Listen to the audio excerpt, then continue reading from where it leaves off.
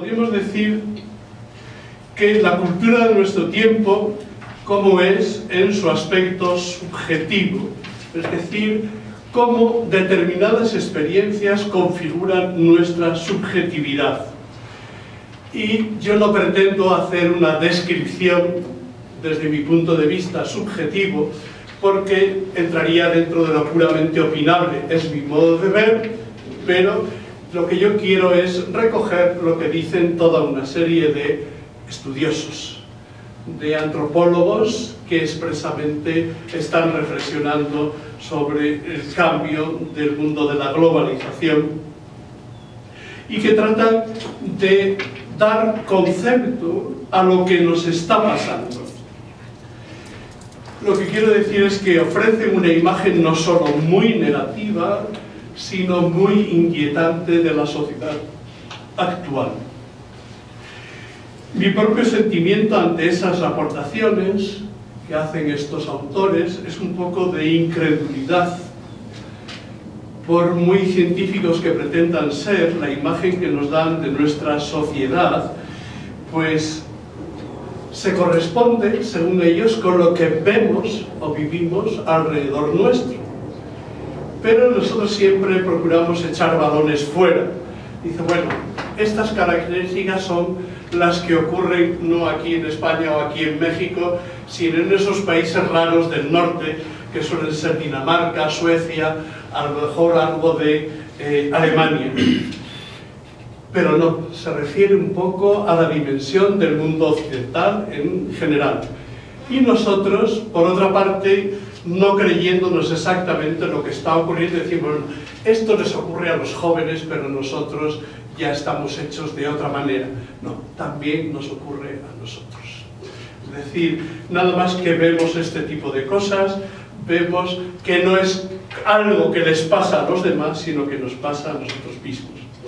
Es decir, que nuestra primera tentación es desplazar las referencias a otros países, a otros jóvenes, y lo que tenemos que tener en cuenta es que somos todos nosotros los zarandeados por este vendaval.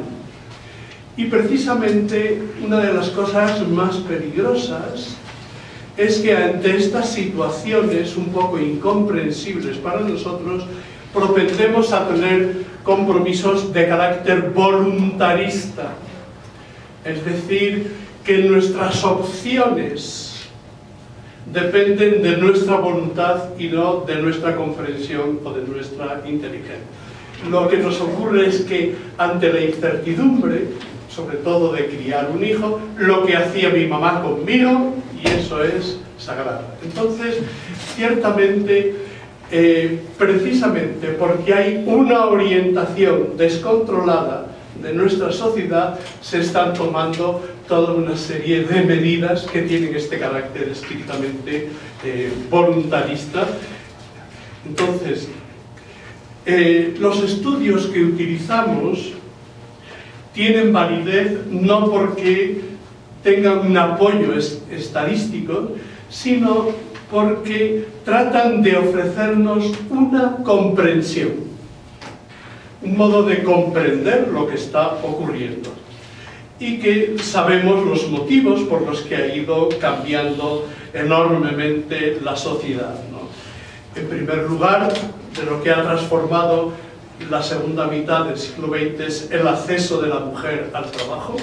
A partir de la Segunda Guerra Mundial, se ha transformado absolutamente todo, las relaciones familiares, las relaciones de la sociedad, y se han implantado pues toda una estructura de consumo, de novedad, etcétera, y una serie de comportamientos que cada vez se configuran más estrictamente como un individualismo y una inseguridad permanente con la que tenemos que vivir, y la necesidad o la demanda constante del gozo ya e inmediato, ¿no?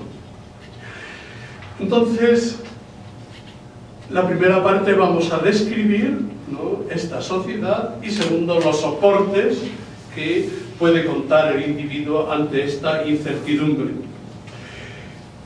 Una de las cosas que ya se ha ido implantando es que después de la globalización lo que caracteriza a nuestra sociedad es el declive del hombre público y el triunfo del hombre psicológico, del homo psychologicus. Es decir, se ha impuesto en nuestra sociedad el homo psychologicus sobre el homo politicus. En la modernidad, que estaba configurada en torno al homo politicus, siempre se estructuraba en torno a proyectos de la comunidad que suponían siempre una tensión hacia un progreso posible. Esa tensión hacia el progreso se ha sustituido por un generalizado y radical escepticismo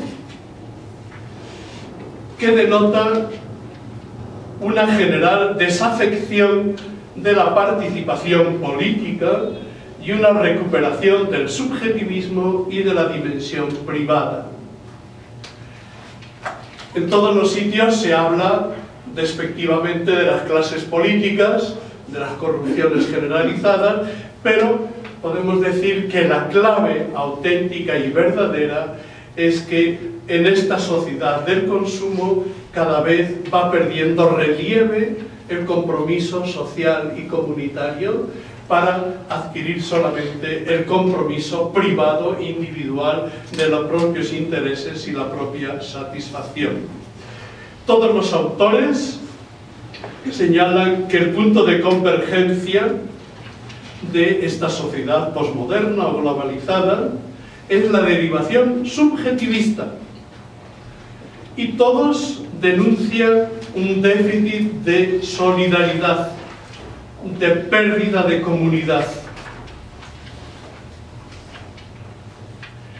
Entonces, todo esto supone un replanteamiento de ese proyecto de la modernidad, de la búsqueda de estrategias normativas para corregir una serie de defectos patológicos de nuestra sociedad.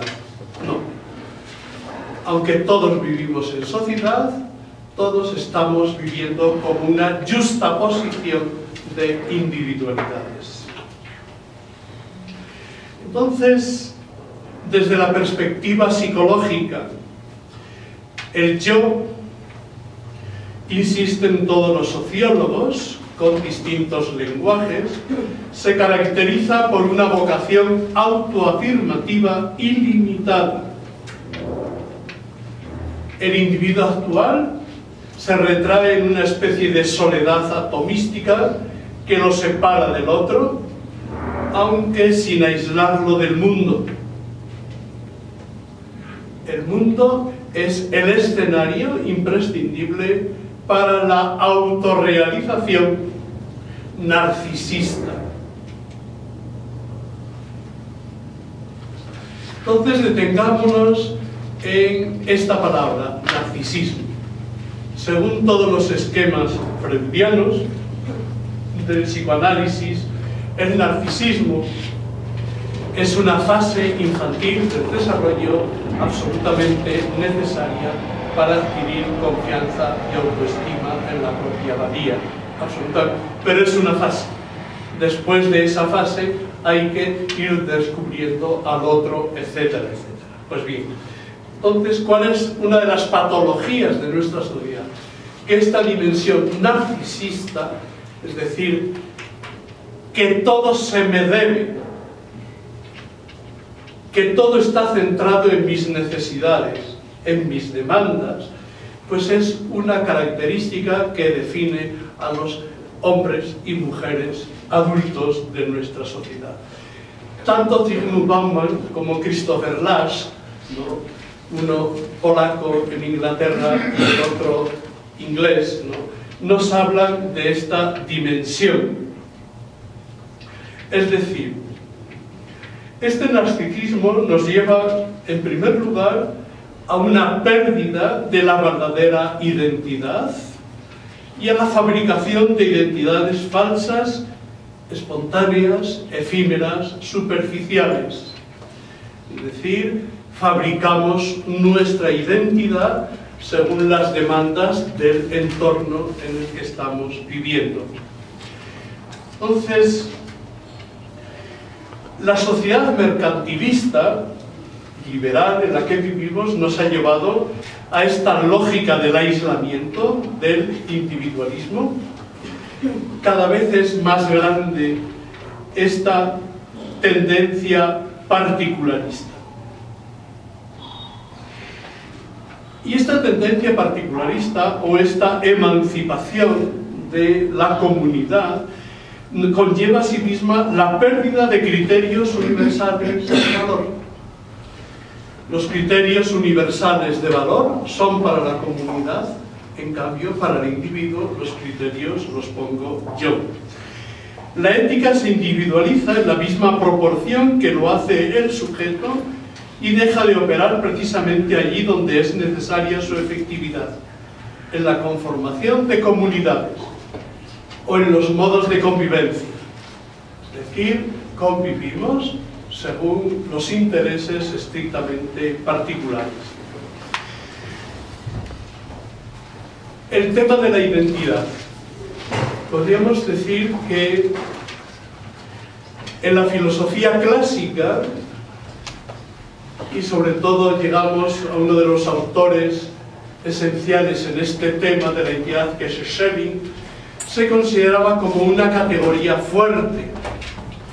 Y yo recuerdo por propia experiencia, cuando ya se empezaba a hablar de estas cosas, bueno, hay gente que tendrá problemas de la identidad, pero yo sé perfectamente quién soy.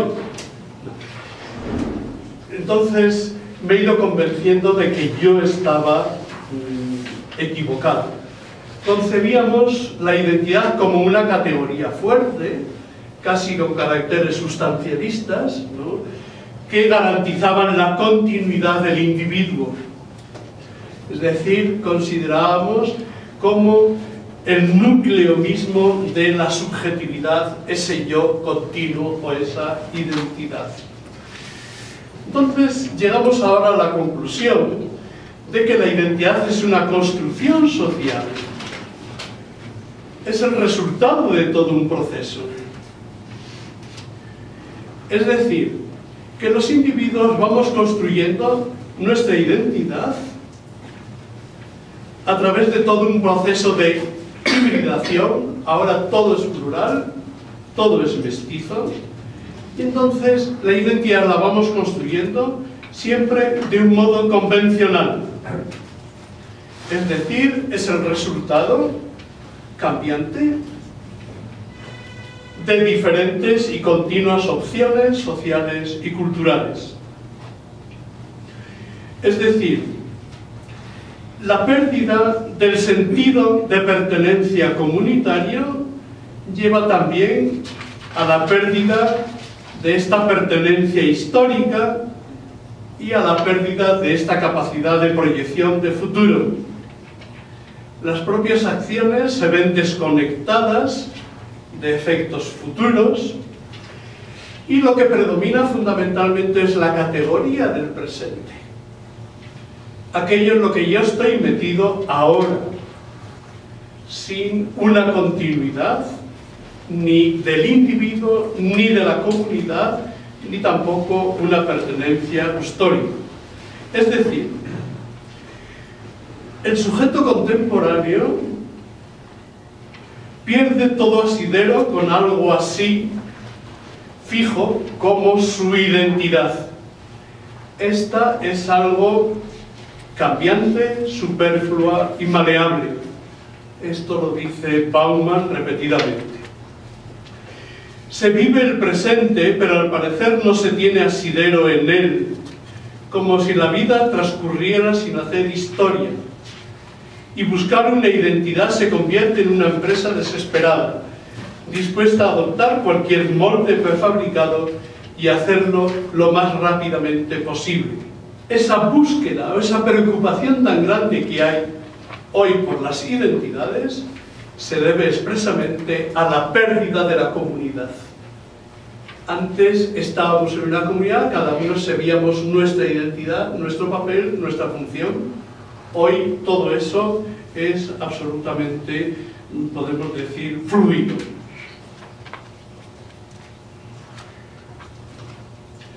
¿Qué significa fundamentalmente la identidad? Pues esencialmente significa el trazado de fronteras que nos separan marcada y radicalmente a los miembros de las diferentes identidades. Cuando hoy decimos yo soy, lo subrayo, estoy marcando las fronteras, las diferencias frente a los demás.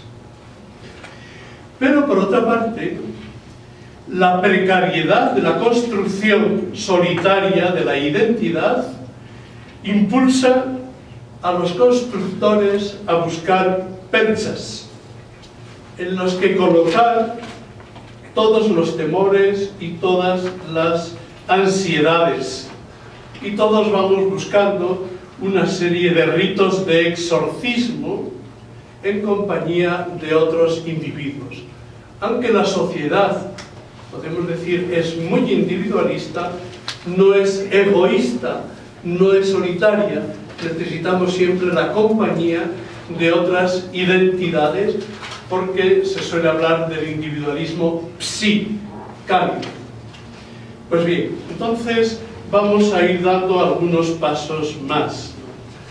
Una de las cosas que insisten al hablar de la identidad es que vivimos en la cultura como consumo. Es decir, todo está mediatizado por la cultura.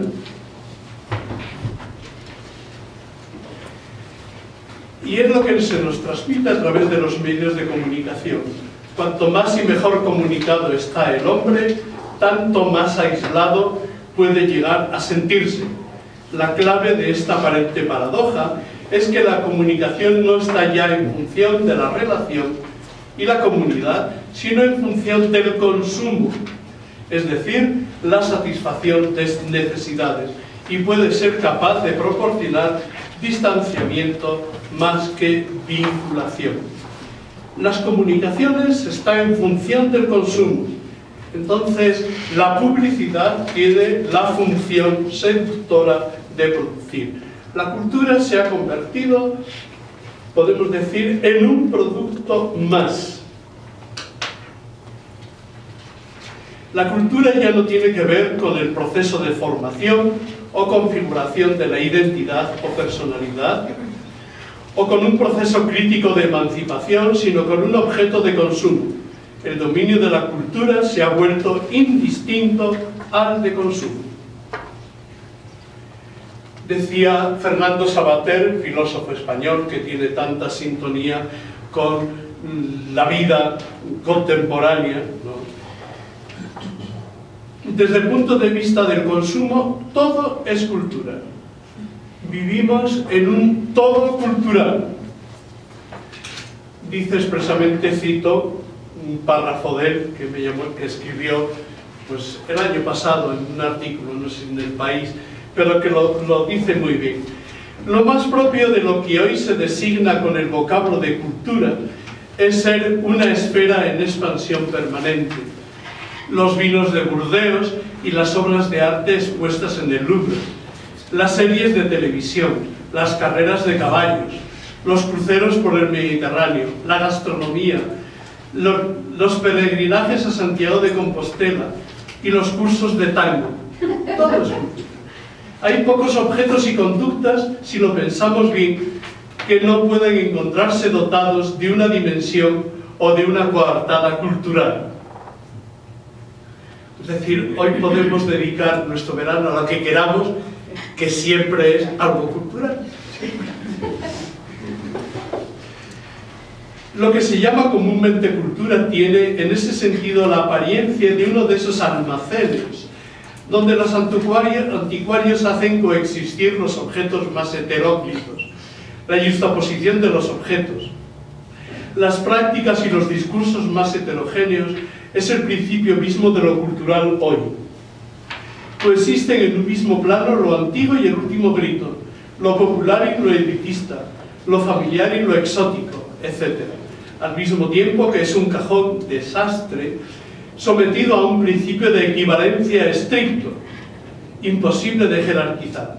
La cultura contemporánea es un medio líquido en el que todo circula, se vende y se vuelve intercambiable. A mí lo que más me llama la atención es que todo se equipara, todo es cultura. Lo mismo un programa de televisión de gastronomía, es decir, que nos enseñan a freír 2 huevos, algo más sofisticado, es como si fuese la novena de Beethoven, o sea, todo se ha convertido en eso. Según Brossat, los rasgos que definen la cultura actual son el consumo y la espectacularización. Ambos aspectos configuran la cultura como una fábrica de entretenimiento. La fábrica del sujeto ocupado y entretenido que nos convierte en espectadores más que en actores y en vez de afinar nuestra sensibilidad, la anestesia. En este sentido, despolitiza la vida social, sustituye el conflicto propio de la vida política por la coexistencia pacífica de las diferencias y el imperio del gusto individual sustituye la acción colectiva y la pasión por la igualdad, por la tolerancia blanda de las diferencias para elegir y por el entretenimiento. Es decir, la cultura contemporánea se ha vuelto, en lo general, un coagulante social, un tranquilizante, un consuelo. Si nos acordamos, esto eran exactamente las palabras con las que Marx definía la religión: un opio del pueblo, un tranquilizante. Entonces, podemos decir que una de las cosas de quien se mueve en estos ámbitos va viendo referencias de un campo a otro. Otra de las cosas que caracterizan nuestra sociedad es las relaciones contrapuestas entre lo público y lo privado. Durante toda la modernidad siempre ha aparecido como bien diferenciadas estas dos dimensiones. Es decir, la esfera pública, social, de la comunidad, y la esfera privada o individual como el lugar preferente para la intimidad. Es decir, el ámbito de las relaciones directas. Pero lo que ocurre hoy es que no solamente están diferenciadas, sino estrictamente contrapuestas. Y curiosamente, el ámbito de lo privado se concentra en todo aquello que más nos interesa, en las relaciones inmediatas, directas, afectivas. Y en contraposición con ellas, la esfera de lo público, el lugar de la sociedad. Es el lugar de las exigencias, el lugar del deber, el lugar de los cometidos burocráticos, las responsabilidades institucionales y las dinámicas impersonales. Por eso, todas las dimensiones referidas a la individualidad, es decir, a la interioridad, no admiten en general normas. Esos están para la esfera pública, en el que uno desarrolla el papel de funcionario, pero ha llegado el fin de semana y el sábado es mío. Ni siquiera se aceptan ya las normas de la etiqueta que se han cambiado. La etiqueta es para el día del trabajo, el día de la semana, y el día del chándal es el día del sábado. Pero lo importante es que lo público es el ámbito de la obligación, de la normatividad, y el privado es el ámbito, podemos decir, de la libertad y de los afectos, de los sentimientos. Por eso, una primera indicación: si todas, y esto lo hagamos entre paréntesis, si la esfera moral queremos convertirla en algo normativizado desde fuera por la Iglesia, podemos decir, el ir a misa los domingos, el cumplir esto y tal, son una serie de normas que se quieren aplicar a un ámbito que se hace reacio a esas normas, por la propia estructura. No sé si aquí todavía no se ven ese tipo de cosas, pero en España ya es algo absolutamente generalizado. Es decir, todo se vincula a esta dicotomía según la cual se coloca por un lado todo lo positivo que da seguridad y por otro lado todo lo negativo que suscita miedo. Lo privado da seguridad, da confianza, y lo negativo hay que estar muy espabilado porque tenemos que defendernos de lo que nos puede ocurrir en ese ámbito terrible.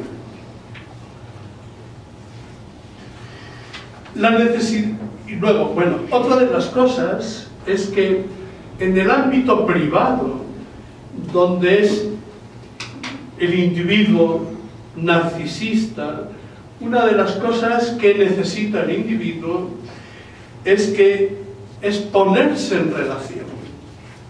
Ponerse en relación. Y necesita ponerse en relación, como narcisista que es, para buscar confirmación de sus propias opciones. Es decir, se buscan relaciones para colmar la falta de estima, para obtener una buena conciencia de sí. Ir siempre buscamos en el otro la imagen refleja de uno mismo. Es decir, no buscamos en el otro al otro como diferente, sino el espejo de nosotros mismos.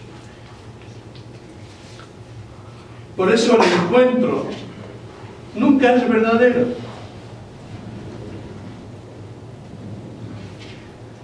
Así, si el otro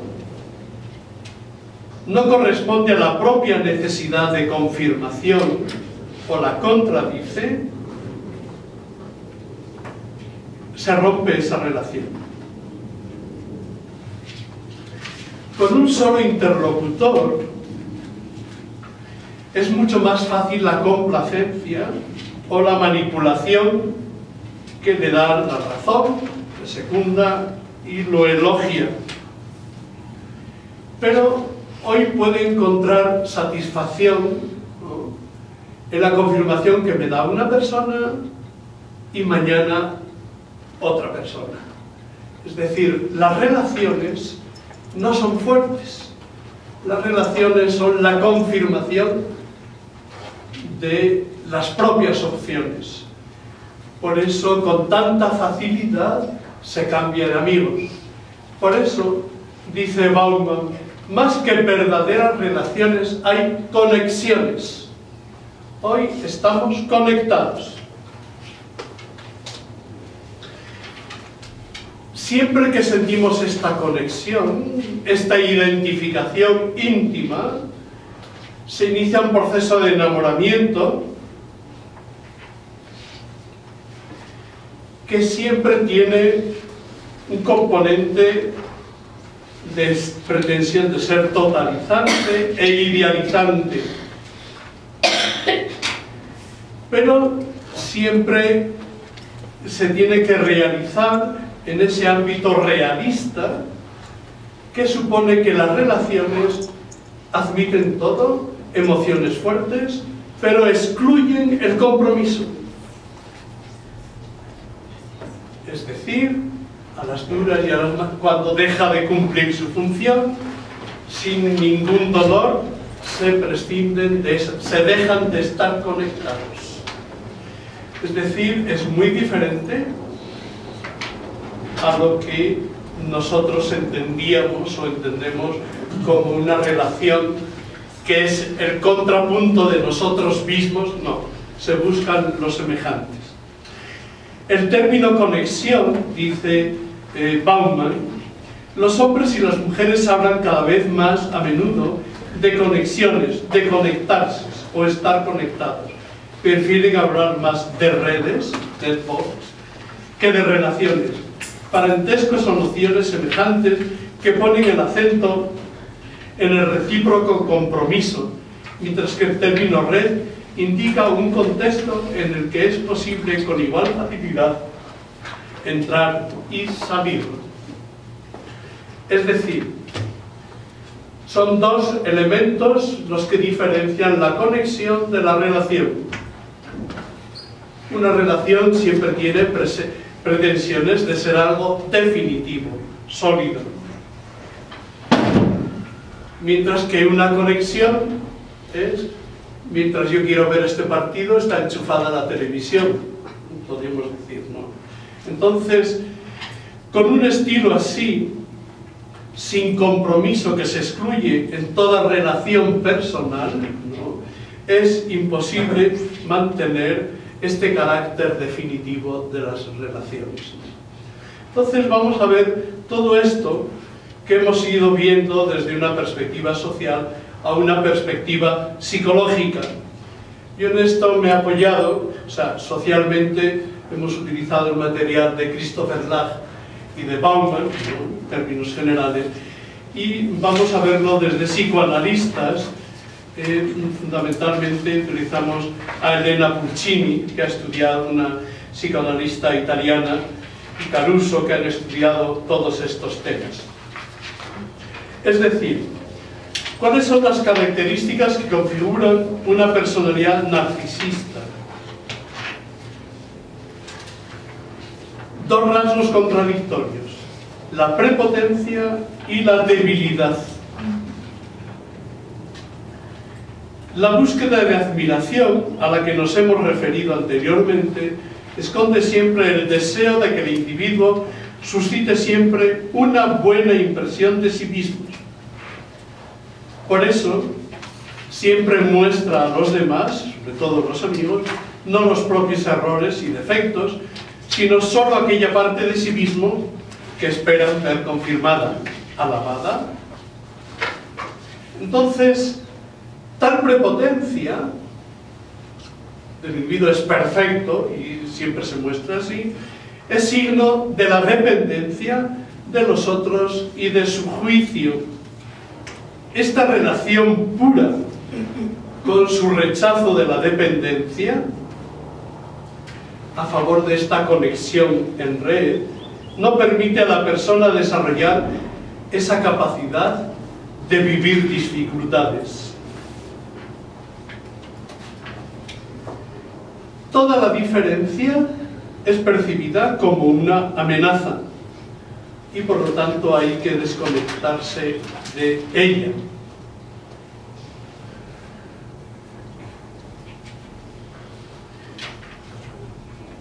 Esta falta de seguridad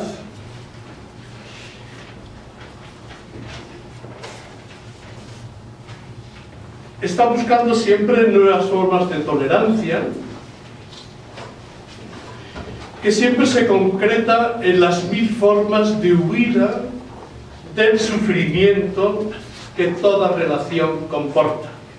Es decir, el narcisista, una de las cosas que tiene pánico es al sufrimiento.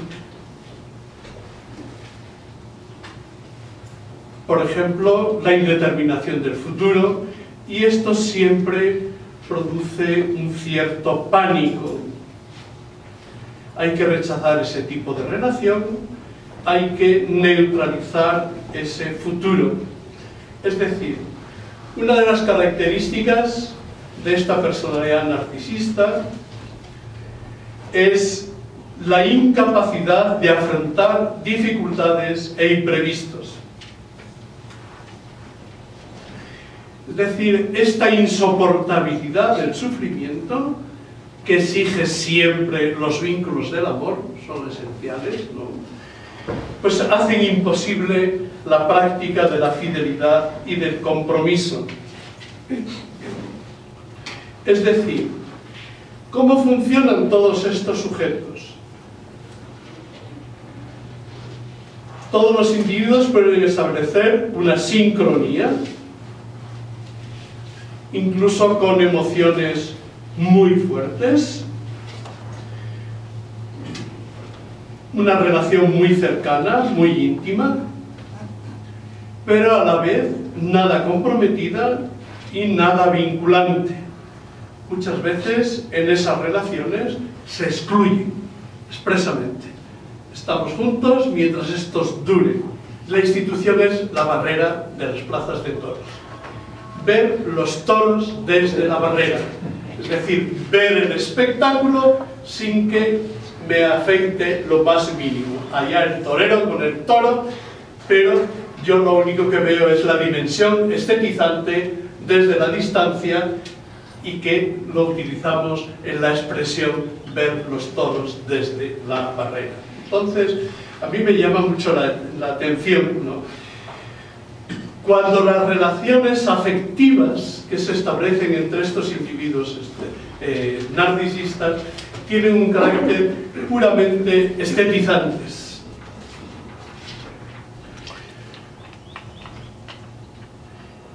Christopher Lasch, ¿no?, que es un historiador que luego hizo todos estos estudios sobre la sociedad norteamericana, viendo cómo se perdían todas las dimensiones comunitarias y surgían todas estas cosas como contrarias a lo que es el espíritu americano como tal. Él así la describía. Dice que el narcisismo, a él se debe esa palabra que ha tenido gran fortuna, es, siendo realistas, la mejor forma de lidiar con las tensiones y ansiedades de la vida moderna. Las actuales condiciones sociales tienden a hacer aflorar rasgos narcisistas que están presentes en mayor o menor grado en cada uno de nosotros.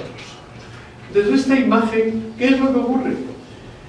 Pues tenemos una imagen nula o devaluada del futuro. No es algo que vayamos consiguiendo, sino que tenemos una pérdida grave de la continuidad histórica, una pérdida de la pertenencia a proyectos de largo recorrido. Y todos necesitamos, como sustitución de proyectos de futuro, un afán continuo de novedades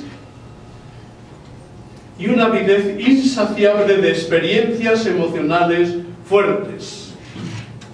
Es decir, todo ello se conjuga con esta necesidad de sentir en el presente el riesgo o el subidón de adrenalina que se experimenta en aventuras de riesgo o en experiencias límite.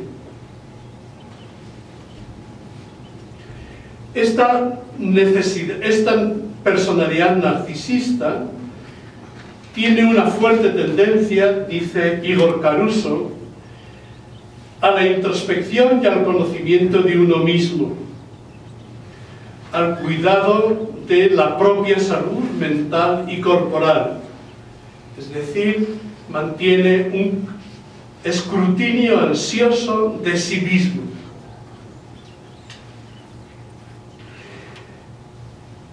Esta hipervaloración de uno mismo como objeto fundamental de referencia tiene una proyección ambigua. Por un lado, produce ilusiones de omnipotencia, pero por otro lado va dejando toda una estela de ansiedad e insatisfacción.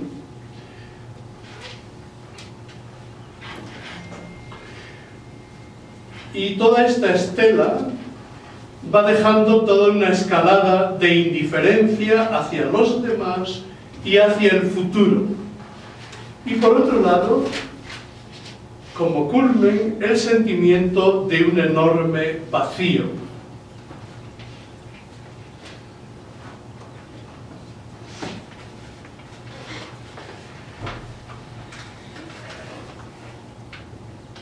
Según Lasch, esta especie de individualismo no debe ser considerado como un ensimismamiento egoísta. Siempre necesita los contactos, sino más bien lo que necesita, ¿no?, más que el egoísmo, que no le caracteriza, es la defensa contra los impulsos agresivos, más que, podemos decir, que el narcisista, más que un egoísta, ¿no?, que se ama a sí mismo, lo que le caracteriza es una defensa frente a los demás.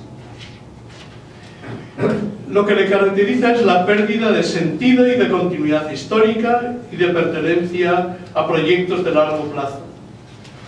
Una fuerte introspección, un enorme vacío que ha de ser compensado con una avidez insaciable por experiencias emocionales fuertes. Unas relaciones personales que forman parte de esas serie, ¿no?, de experiencias emocionales fuertes, pero pasajeras. Con frecuencia, dentro de este contexto, vive una sexualidad de una manera promiscua, a menudo pansensual, es decir, todo lo que significa goce, pero excluye exactamente el compromiso o el descubrimiento del otro. Es decir, su personalidad, ante todo, y es lo que más caracteriza, es la defensa contra la ira. Y precisamente para defenderse de esta ira, se someten sin ningún problema al orden social. Incluso se da una especie de énfasis a las estructuras arcaicas y primitivas de la psique. Es decir, se va perdiendo la complejidad. Esto es lo que ocurre, por ejemplo, en algunos de estos grupos que define el sociólogo Maffesoli, las tribus urbanas, donde se produce esta especie de combinación de una actitud trágica con una actitud festiva. Lo trágico, dice Maffesoli, a diferencia de lo dramático, no busca superar el mal y alcanzar el bien, sino que trata de convivir con el mal, pero procurando que no me afecte. Es decir, este tipo de relaciones que se establecen en determinados círculos tribales culminan en la anomía, es decir, una falta de normas, como efecto de una liberación de una energía largamente contenida que se expresa en la necesidad de desorden y exceso. Estas nuevas formas de sociabilidad, compatibles con ese narcisismo individualista, ¿no?, es el tribalismo. Es una especie de reacción arcaica y dionisíaca justamente contra esa tendencia a la individualización en que insisten otros autores.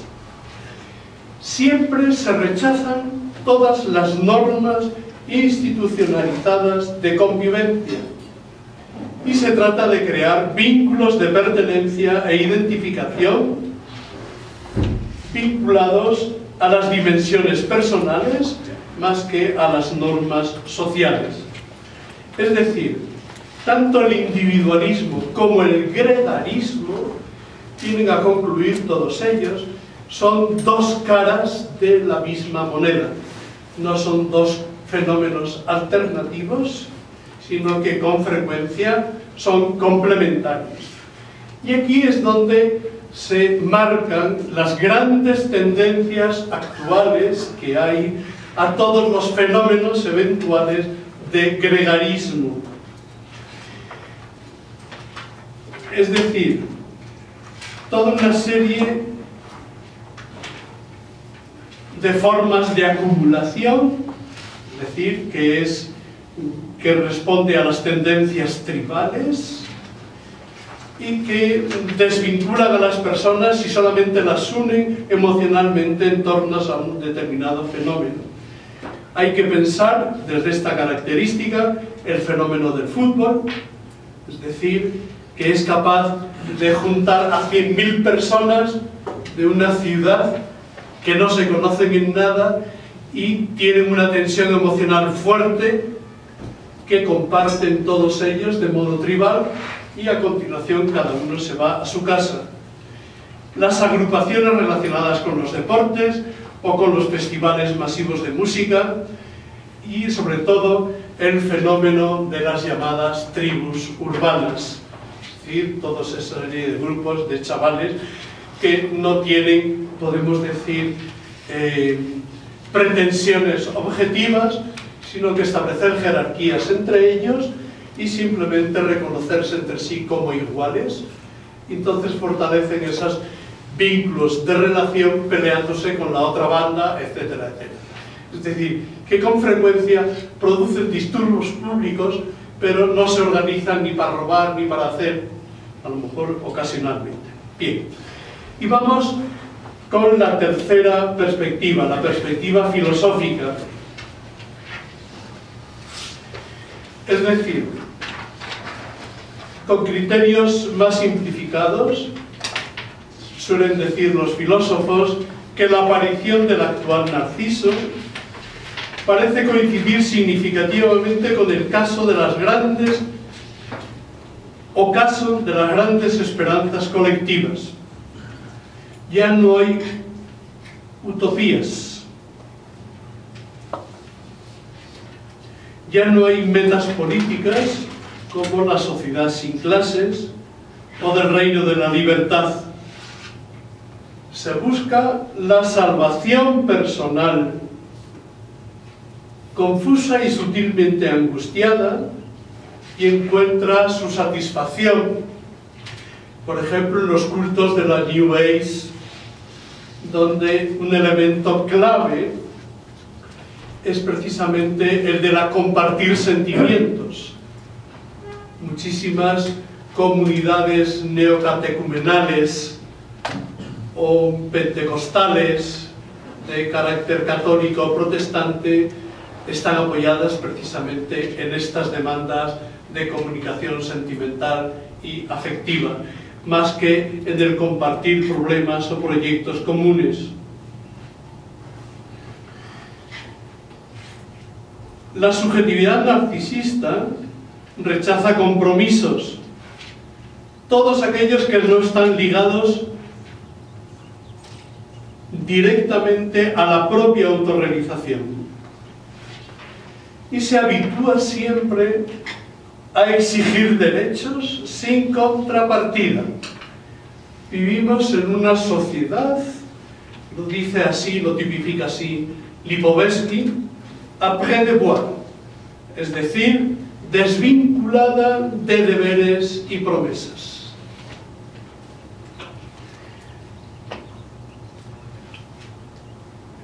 Es decir,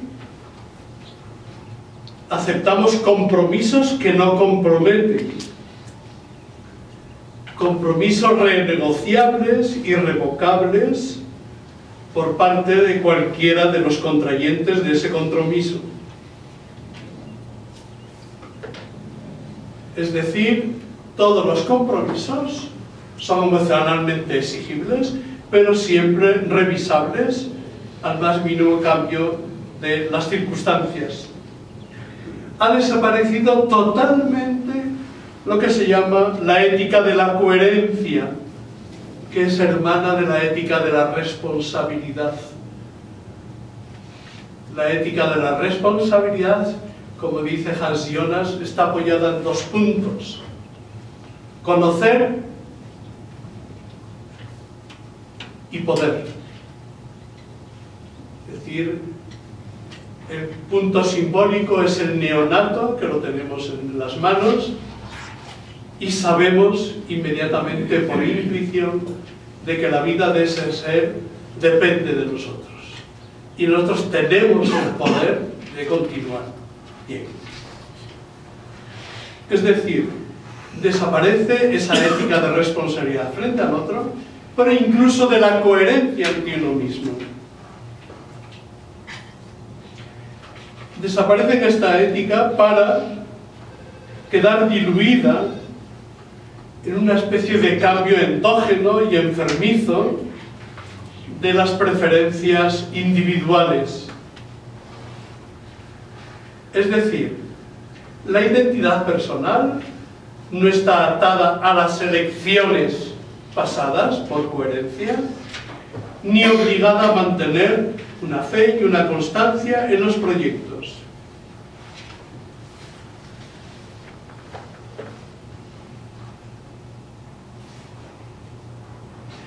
Es decir, todo va a ser suplido dentro de este ámbito narcisista en el dejar un vasto espacio a las pasiones adquisitivas, es decir, que esta avidez de novedades, de cosas que podemos comprar, es lo que está sustituyendo, podemos decir, a esa continuidad del yo. Continuamente necesitamos cosas nuevas.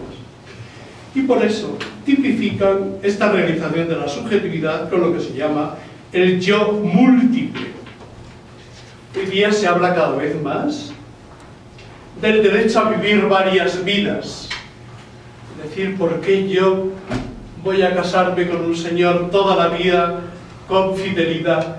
Yo tengo derecho a tener distintas vidas, distintas experiencias, a experimentar diferentes mundos vitales.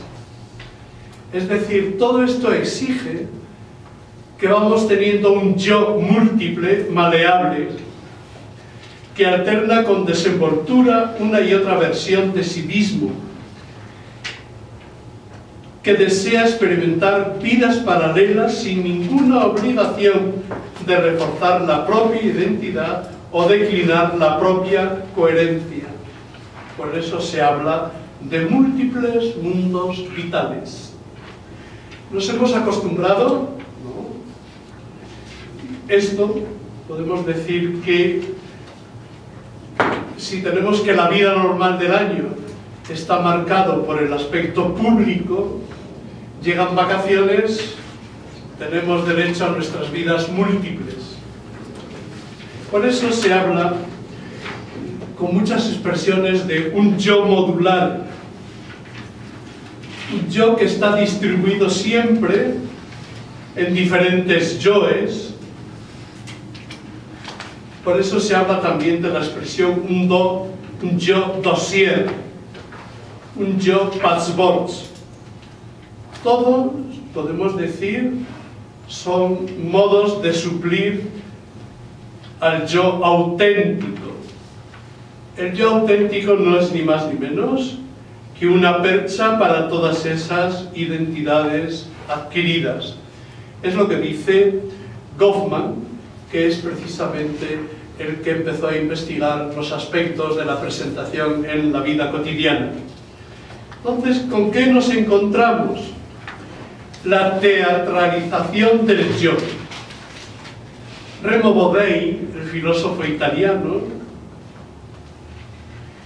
dice expresamente que la identidad ya no se apoya metafísicamente en una especie de sustancia espiritual o material, en una especie de alma o en una res cogitans o en un cuerpo, sino que está obligada continuamente a reconstruirse y a regenerarse en todo momento.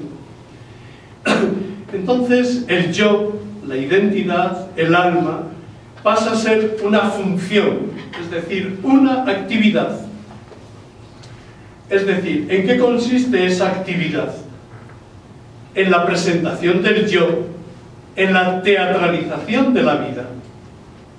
En que muchos, por ejemplo, hasta ya se está dando el caso de que son expertos, ¿no? Y hay agencias de marketing que son capaces de construir identidades prefabricadas. Pagan y te dan la identidad que necesitas para determinado contexto social. Es decir, el debilitamiento de las constricciones sociales de las sociedades urbanas, cosmopolitas, dejan cada vez más espacio a la iniciativa individual. Y por otra parte, la casualidad de las elecciones hace que el yo de los contemporáneos aparezca siempre como una especie de amenaza de edificio que amenaza caerse y que continuamente estamos construyendo con fragmentos. Richard Rorty, este gran experto en hermenéutica y en lingüística y en teoría política últimamente, ¿no?, norteamericano, dice que esta configuración del yo o de la conciencia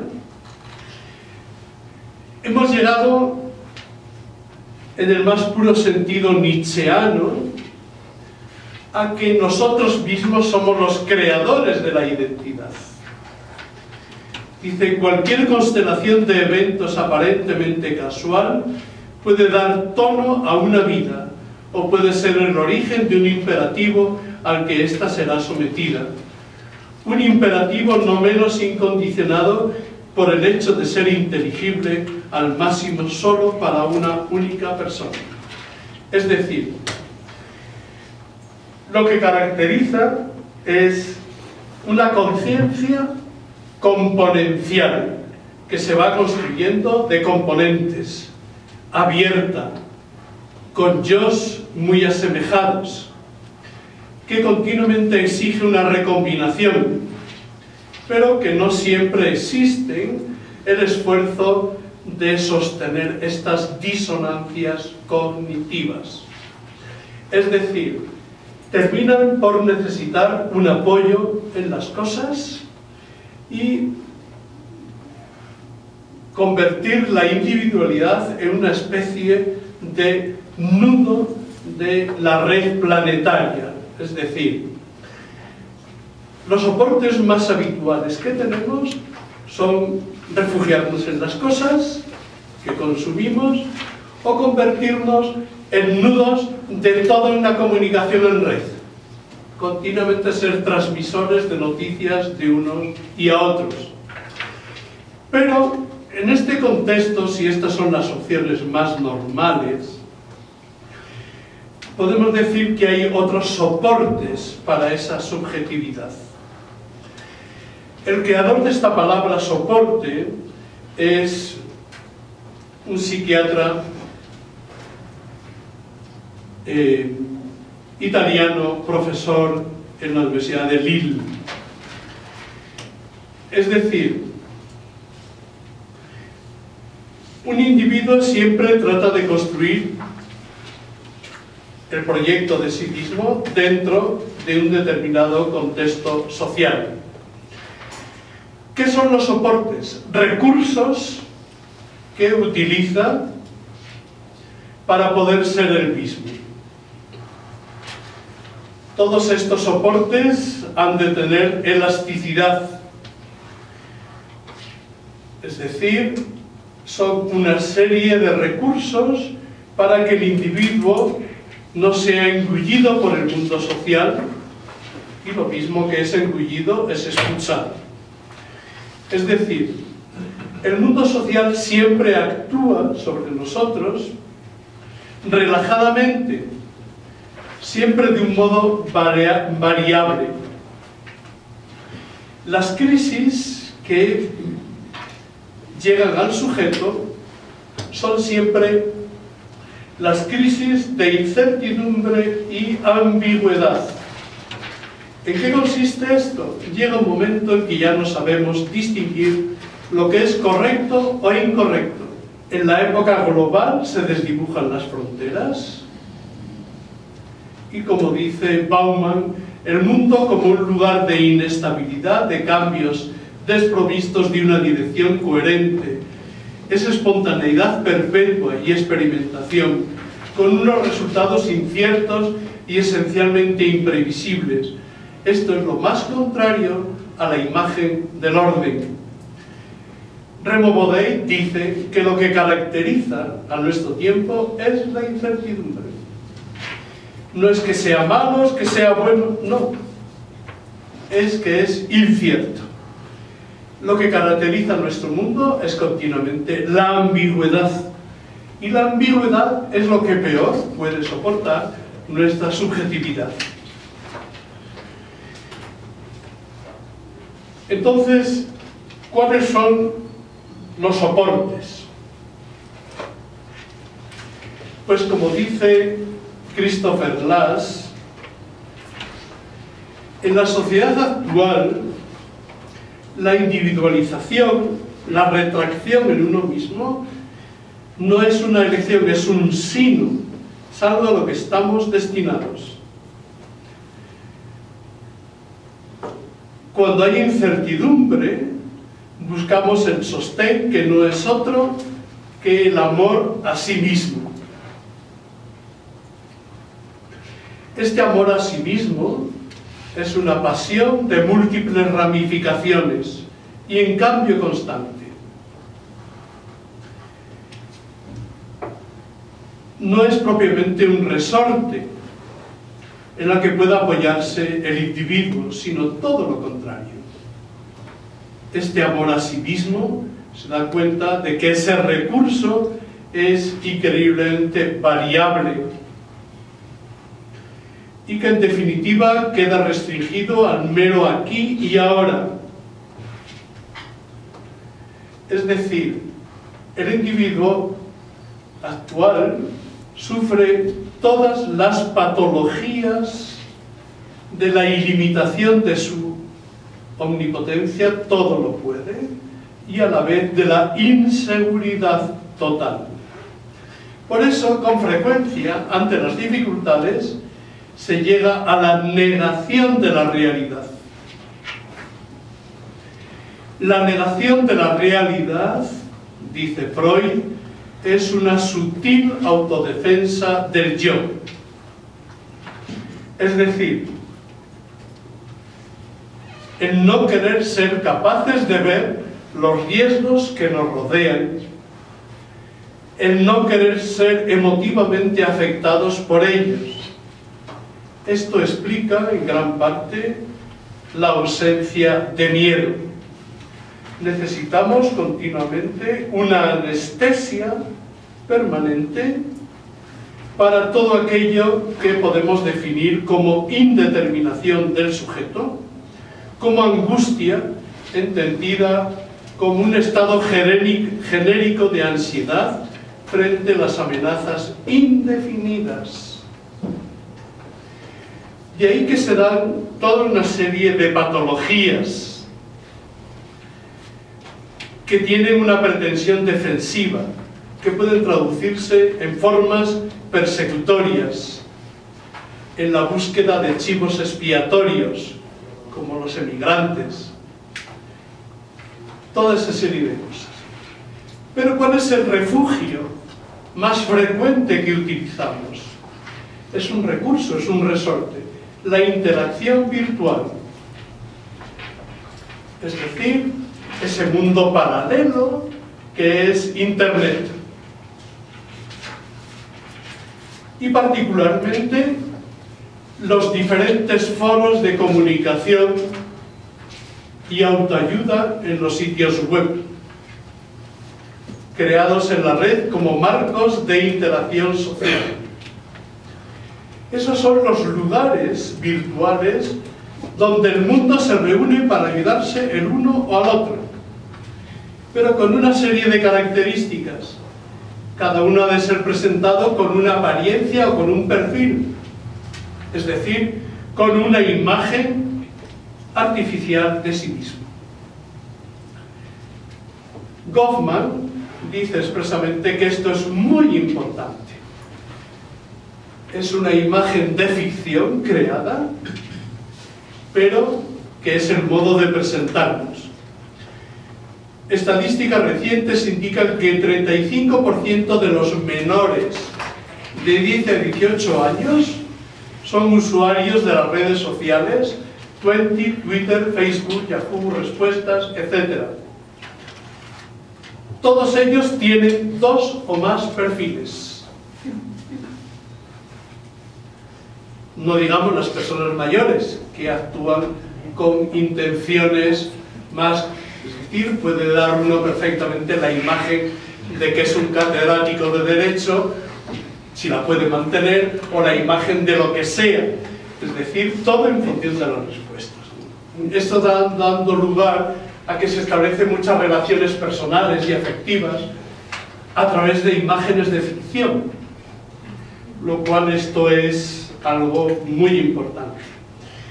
Es tan importante que en un documento el propio Papa Benedicto XVI hablaba de esto: la necesidad de la verdad y la autenticidad de vida en la era digital. Este es el documento.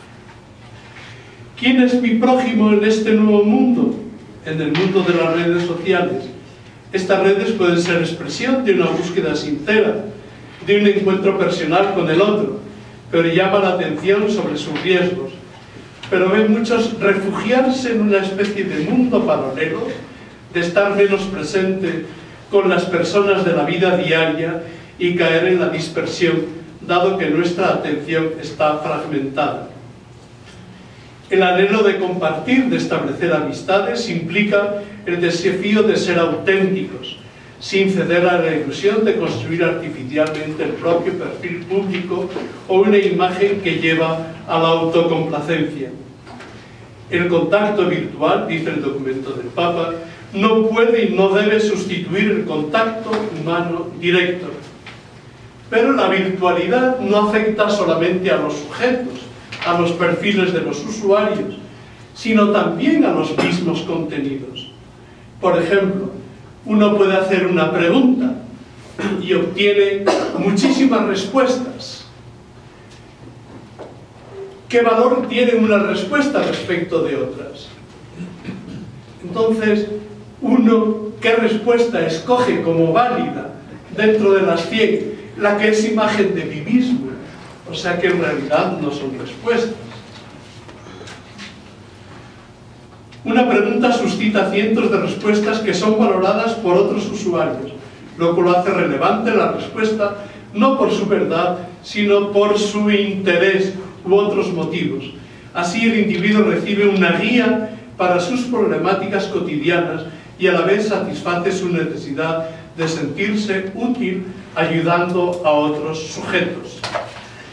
Ehrenberg ha insistido fundamentalmente en esto, que es la subjetividad la que tiene que elegir por sí misma entre todas ellas.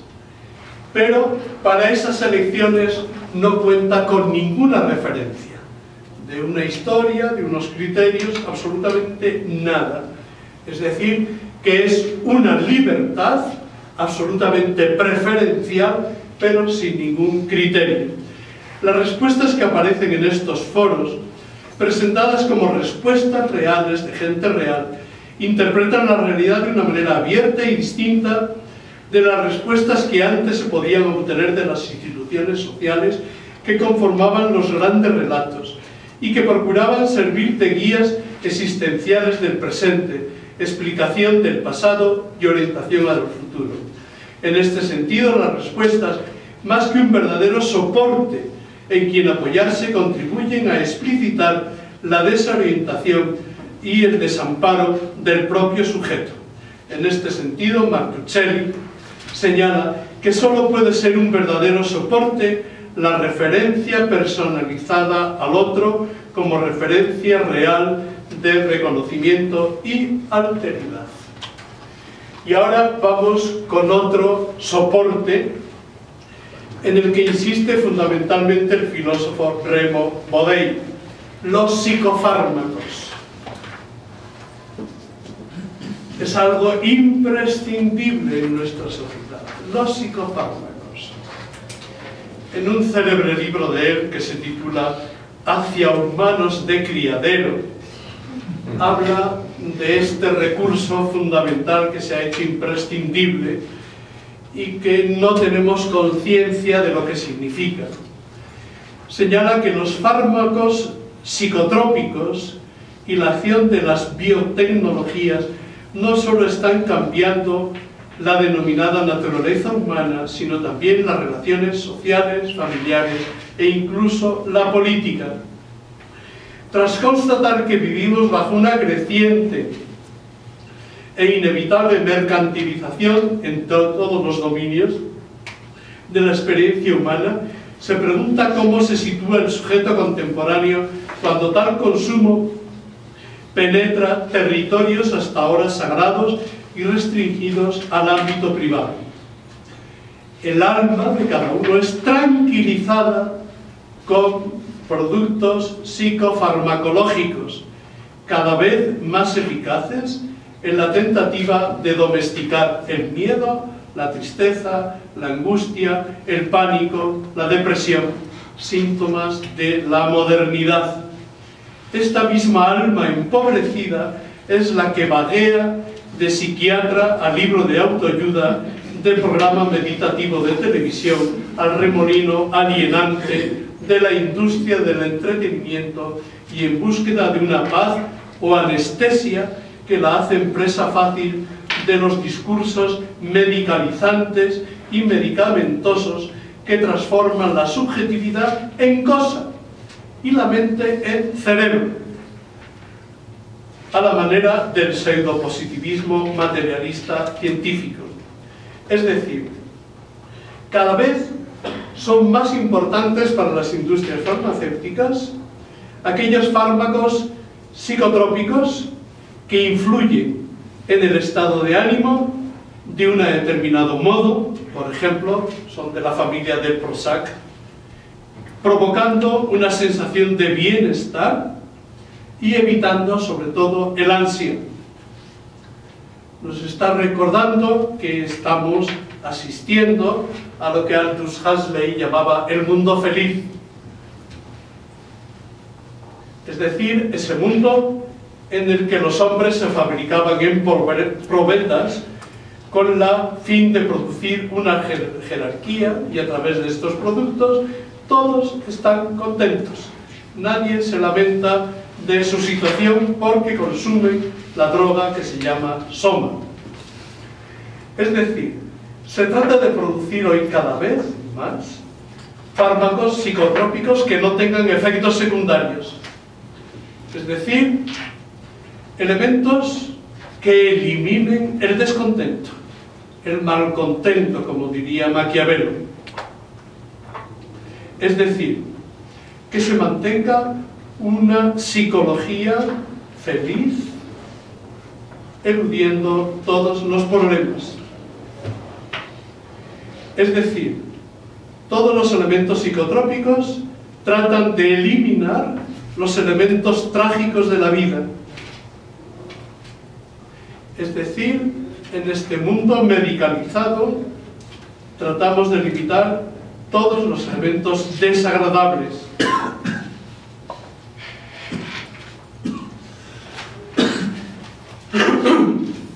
Es decir, se trata de manipular a los individuos, a la conciencia, eliminando los elementos colaterales negativos, incidiendo sobre todo los neurotransmisores mediante serotoninas, dopaminas, adrenalinas, narcoadrenalinas, etc. Todo esto en la novela de Aldous Huxley podemos decir que tenía un componente político.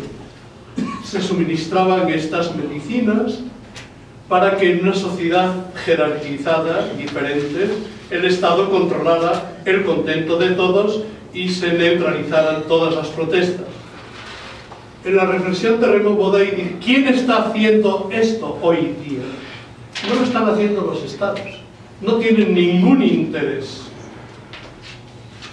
Es decir, el Estado no tiene ni la necesidad ni la capacidad de crear esos sujetos perfectamente controlados, sino que lo hace directamente el mercado.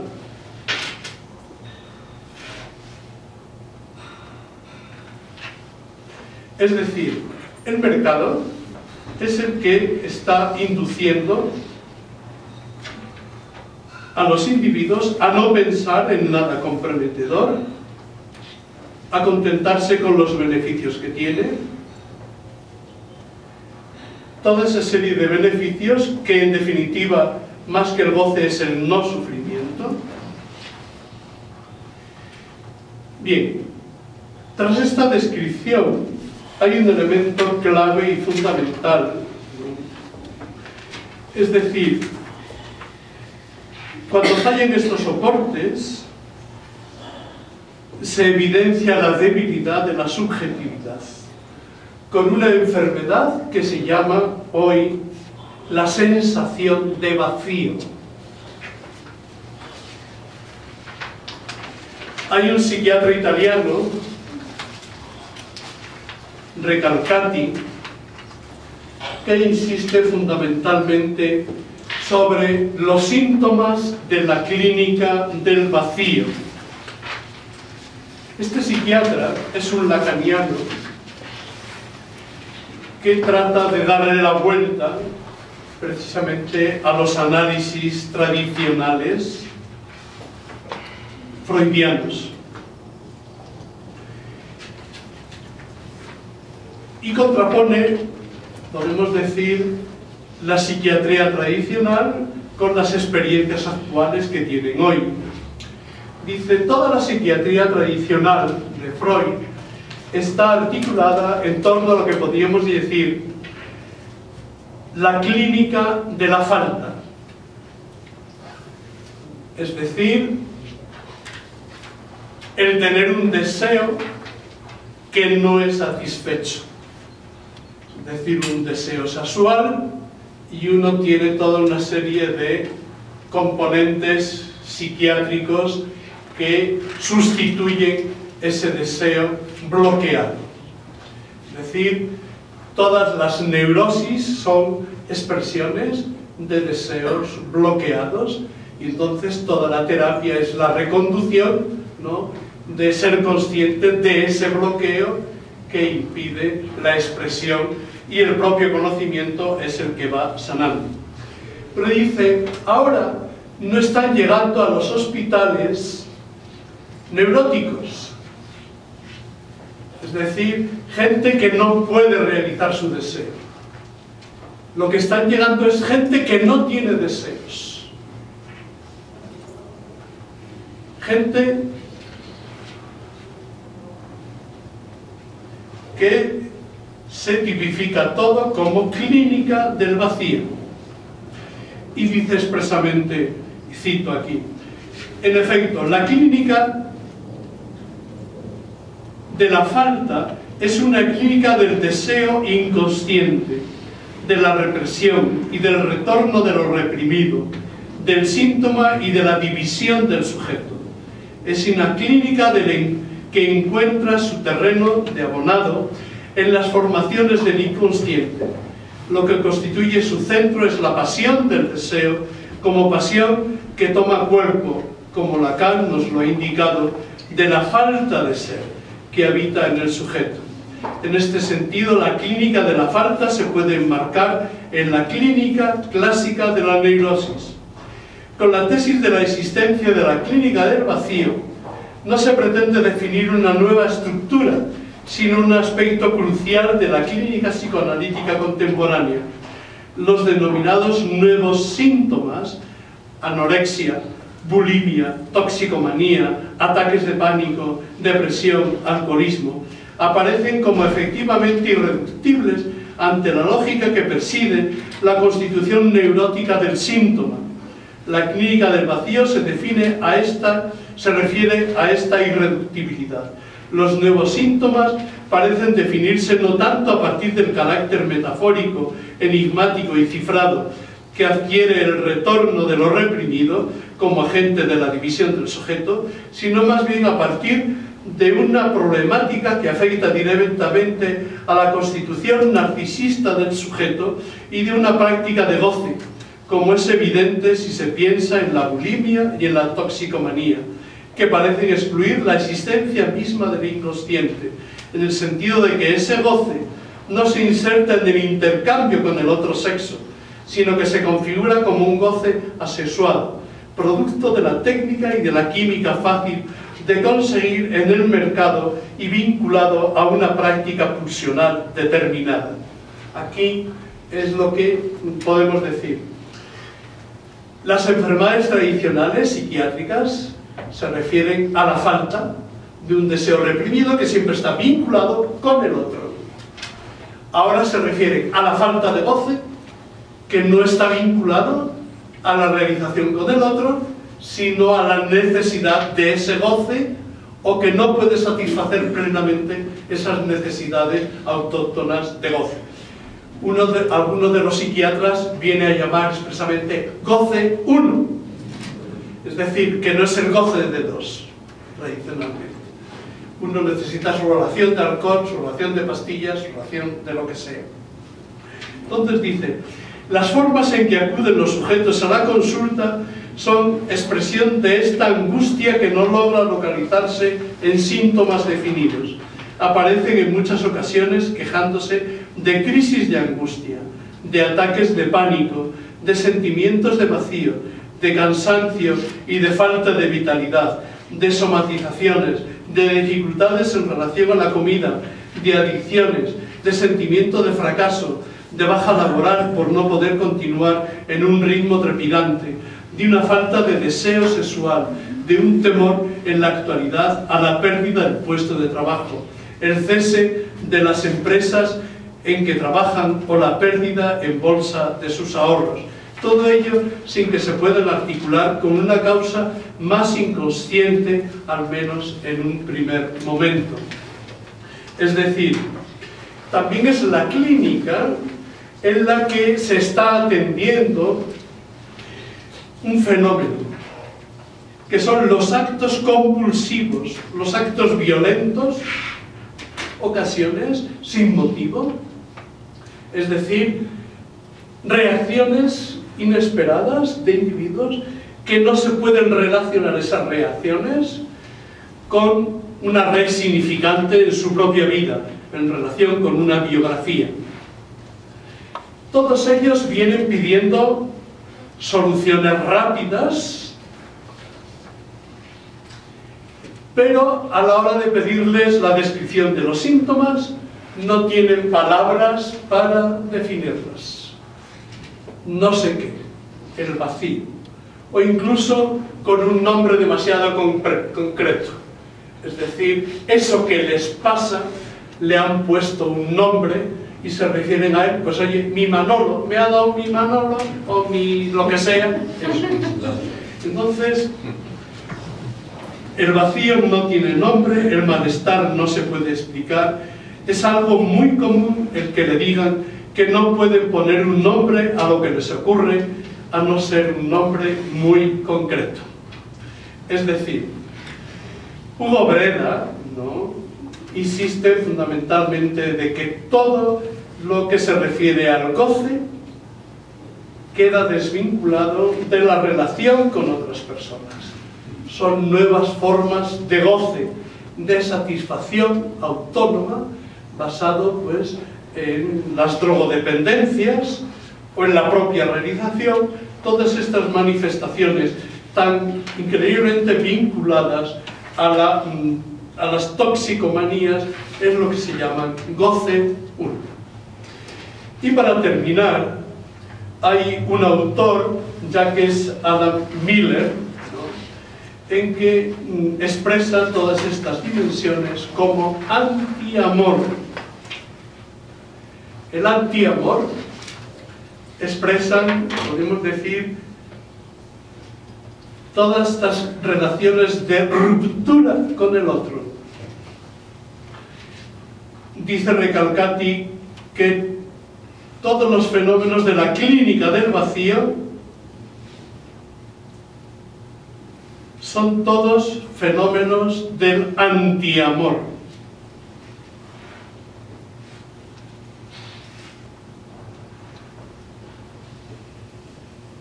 La dimensión de las problemáticas narcisistas se sitúan en el centro de la clínica del vacío.